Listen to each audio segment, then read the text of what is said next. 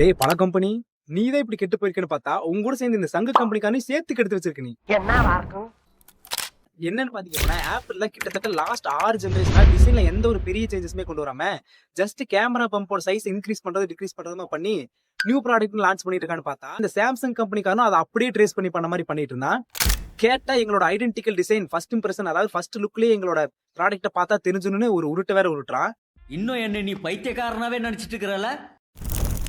இப்ப நான் சொன்னது இந்த ஆப்பிள் கம்பெனிக்காரனும் பார்க்க போறது இல்ல, சாம்சங் கம்பெனிக்காரனும் பார்த்து திருந்த போறது இல்ல.